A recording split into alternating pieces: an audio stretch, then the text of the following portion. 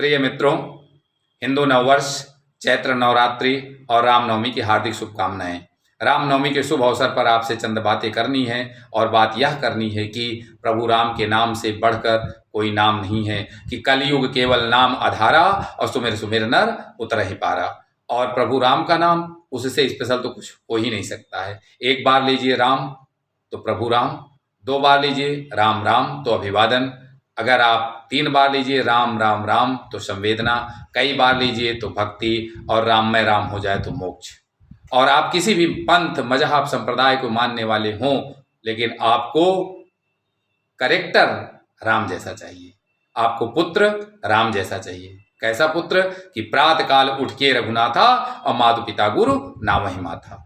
और माता जिनके कहने पर उन्होंने राजपाट छोड़ दिया है, उनके विषय में कि माता तेरा दोष कहाँ है, तू निर्दोष सदा ही है, और कर्म क्षेत्र तैयार किया है, उस पर बढ़ना हमको है, और कौशल्या ने जन्म दिया है, और दशरथ पुत्र बनाया है, और उसके आगे जो बन जाऊं सब पर तेरी छाया है, और माँ तेरा स्थान प्रथम है, और प्रथम वंदना तेरी है, और तुझ पर यदि कोई दोष लगाए, समझो दोष हम ही पर है। और भाई कैसा? भरत के विषय में क्या कह रहे हैं कि भरत समान नहीं कोई भाई, और भरत राम में अंतर नहीं। और लक्ष्मण के विषय में क्या कह रहे हैं कि लक्ष्मण नहीं तुम केवल भाई, तुम हो मेरे पुत्र की नाई, और यदि तुझको मैं खो दूंगा, और जान भी अपनी दे दूंगा। और मित्र कैसे? कि सुन सुग्रीव मित्र तुम मेरे, हरदम रहूंगा साथ मैं तेरे, और तुम पर विपत्ति अगर कोई आए, और पहले रघुपति से टकराए। और दूसरे मित्र निषाद राज कि निषाद राज मेरे मित्र मनोहर, और मेरे मित्रों में वो ऊपर, और उनके बिना न कोई उत्सव, और खुद लेकर जाओ आमंत्रण। और पति कैसे? कि चलो मोहब्बत करके देखे इसमें क्या सच्चाई है, कहते हैं जो लोग बहुत क्या इसमें गहराई है, और सुंदर चेहरों को जो तकते वो तो ओछी हरकत है, सुंदर चेहरों को जो तकते वो तो ओछी हरकत है, ये दरिया नहीं समंदर है, प्रेम के मोती अंदर है, पर कहाँ डूब हम पाते हैं और कहाँ प्यार हम कर पाते हैं, पर कहाँ डूब हम पाते हैं और कहाँ प्यार हम कर पाते हैं। सही मोहब्बत राम से सीखो, सागर से तो प्रमाण है, मैं नमन कर रहा हूँ जिसको राम जानकी नाम है। ऐसे पति। और आगे चलिए, शत्रु कैसे?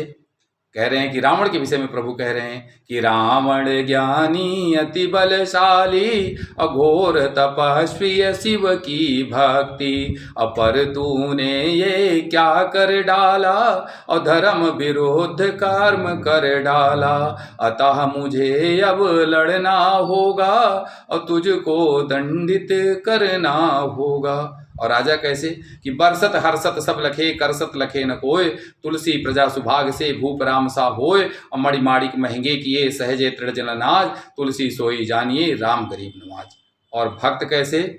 कि राम की भक्ति शिव के हेतु, अपूर्ण समर्पण शक्ति समेतु, और राम ने शक्ति साधना कीना, और शक्ति स्वरूप से सब वर लीना, और तब प्रभु राम युद्ध में आए, और विजय ध्वजा रघुपति फहराए।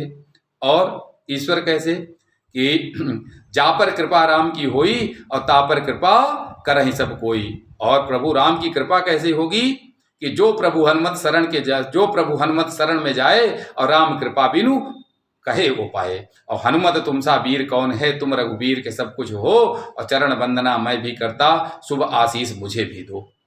तो भक्त ऐसे, ईश्वर ऐसे।